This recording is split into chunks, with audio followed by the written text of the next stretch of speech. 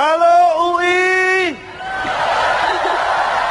Semangat anak negeri. Terima kasih Nana. Terima kasih calon Tom. UI selalu membangkitkan kenangan indah buat saya. Walaupun saya tidak pernah kuliah di UI. Tapi jangan salah, dulu waktu lulus SMA saya pengen sekali kuliah di UI. Hanya orang tua saya menyarankan Udayana. Akhirnya saya nggak kuliah. Loh, nggak, maksudnya orang tua saya bilang, Udayana nggak usah kuliah, nggak ada biaya.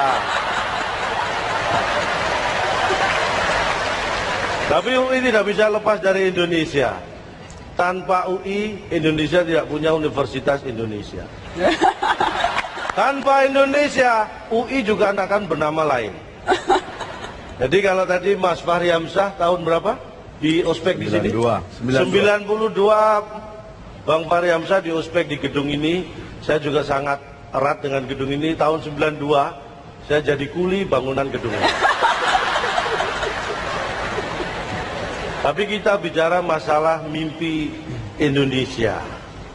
Saya bangga sekali, sebenarnya di saat yang sama ini ada acara di Kementerian Kominfo, tapi saya memilih hadir di UI untuk Mata Najwa.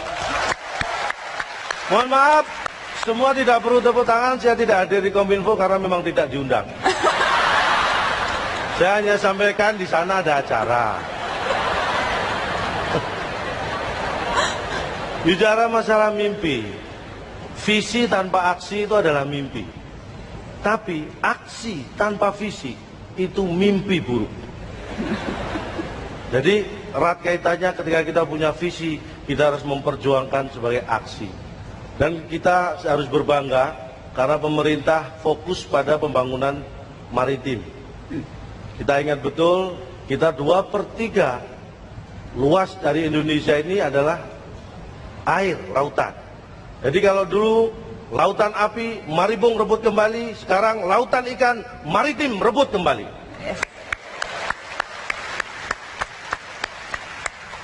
Bicara masalah penegakan hukum, bukan saya bermaksud sombong, tapi saya tahu walaupun sedikit. Ketika kita menegakkan hukum, di mana kita punya kedaulatan masalah itu, banyak tekanan dari bangsa lain. Prancis, Australia. Saya ingat hukum Newton. Tekanan itu bisa menimbulkan gaya. Kenapa negara kita mendapat banyak tekanan? Karena Prancis sama Australia kebanyakan gaya.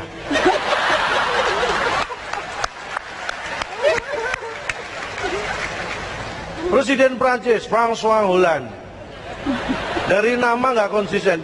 Presiden Prancis namanya Belanda.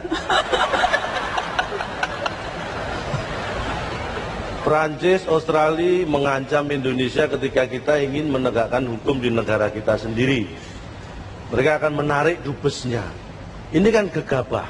Mereka nggak mikir. Apakah dengan menarik dubes kita tidak mengeksekusi warga mereka? Bisa. Karena yang kita eksekusi adalah yang bersalah, bukan dubes mereka. Saya yakin mereka kalau mikir pasti akan mengembalikan dubesnya. Bahkan Presiden Prancis mengancam dalam beberapa waktu tidak akan datang ke Indonesia. Ingat, Cak Lontong usia 45 tahun belum sekalipun ke Prancis. Dan tidak ada masalah dengan saya. Karena betul ketika kita mengumumkan mau mengeksekusi warga Prancis, saya lihat betul Presiden Prancis langsung telepon.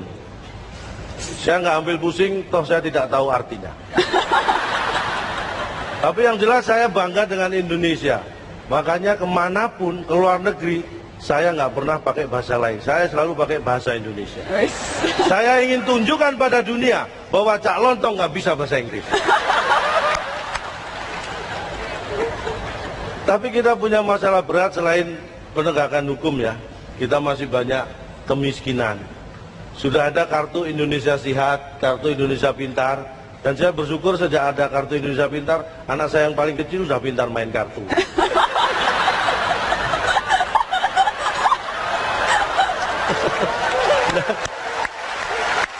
Tapi yang harus kita punya bersama tanpa diberi adalah kartu Indonesia Sadar. Kita harus sadar menjadi bangsa Indonesia, kita harus mulai mikir. Karena apa? Pikiran itu hanya berfungsi seperti parasit. Ingat ya, parasit itu bisa berfungsi baik ketika dia terbuka dan berkembang. Pikiran juga harus seperti itu. Pikiran Anda harus terbuka dan berkembang supaya Anda bisa menjadi orang yang baik. Mungkin masih banyak koruptor. Kenapa masih banyak orang korupsi? Bedanya apa? Korupsi, koruptor. Kalau Anda menganggap koruptor adalah orang yang korupsi, itu salah. Tidak semua orang yang korupsi itu koruptor. Karena koruptor itu hanya orang yang ketangkap korupsi. Selama belum tertangkap, mungkin mereka masih pejabat, bukan koruptor. Jadi, yang harus Anda ingat, kenapa banyak koruptor? Karena memang level koruptor lebih tinggi dari pejabat. Dan untuk menjadi koruptor, memang harus jadi pejabat. Kalau pelawak seperti apa, saya apa yang dikorupsi? Ya untung ada teman pelawak yang sudah mulai belajar. Seenggak-enggaknya bisa membanggakan seniman. Bicara masalah korupsi, kita jangan tetap harus menggunakan azas praduga tak bersalah, supaya kita tidak membenarkan sesuatu dengan cara yang salah. Jadi kalau kita melihat koruptor, jangan dilihat dari rumahnya, jangan dilihat dari mobilnya. Karena apa? Kalau kita melihat dari rumahnya, kita melihat dari mobilnya, berarti kita maling. Karena kita ada di rumah koruptor itu, padahal dia di luar rumah. Jadi perhatikan baik-baik. Ingat, Indonesia tidak akan jatuh karena ada ribuan pengemis, ribuan orang miskin. Tapi Indonesia bisa jatuh karena 10 koruptor. Untuk itu, kita pertahankan koruptor tidak boleh lebih dari 9.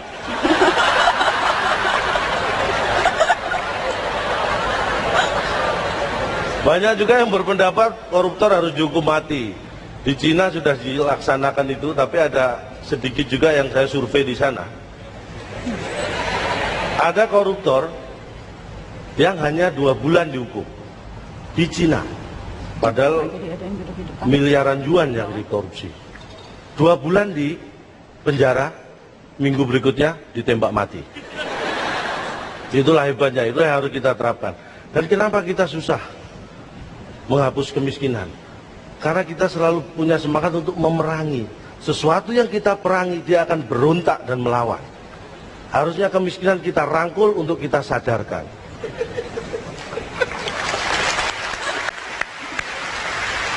Indonesia ini, mohon maaf, saya bukan mengkritik, tapi ada hal yang menurut saya kurang pas. Indonesia terlalu banyak gengsi. Ketika kita banyak ngomong, tidak bertindak, kita dianggap hanya bisa ngomong. Itu juga menjadi kendala memberantas korupsi dan kemiskinan. Ketika kita ngomong memberantas korupsi, memberantas kemiskinan, mereka yang korupsi akan menganggap, lu nggak korupsi kenapa ngomong korupsi? Kita harus korupsi dulu baru boleh ngomong korupsi. Itulah masalahnya. Itu yang harus kita kikis. Karena korupsi apapun bentuknya itu merugikan rakyat. Kuncinya hanya satu. Apa mereka tidak punya iman? Punya. Yang mereka tidak punya adalah mikir. Karena saya tahu persis, karena saya survei orang yang korupsi. Saya tanya, Anda tidak punya iman? Punya. Anda tidak punya harga diri? Punya. Tapi apakah Anda mikir? Tidak. Saya tahu betul, karena kebetulan orang tua saya. Jadi saya tahu persis. Dan bicara masalah anak negeri, Bapak Habibie salah satu yang sangat membanggakan. Sampai-sampai waktu saya kecil, ditanya tadi mimpi, cita-cita, saya pengen jadi Habibie. Dan sejak SMP, saya sadar bahwa cita-cita salah. Benar, saya sadari cita-cita saya salah kalau ingin seperti Habibie ketika SMP. Karena ketika SMP, mohon maaf, tinggi badan saya sudah lebih tinggi dari Pak Habibie. Jadi saya nggak bisa seperti Pak Habibie. Tapi semangatnya. Cintanya, Cak Lontong? Ya? Cintanya seperti cinta Habibie Ainun tidak? Oh, kalau cinta dengan pasangan saya nomor 1. Kenapa cinta pasangan saya nomor 1? Karena ada nomor 2, nomor 3. Bukan seperti itu. Kalau saya sama istri itu jalan-jalan ke mall, dia selalu saya gandeng, nggak pernah saya lepas. Karena kalau saya lepas dia belanja nggak karuan. Makanya saya ingin Anda semua meniru Bapak Habibie, seseorang yang bisa mengagumkan dan dikagumi oleh Indonesia.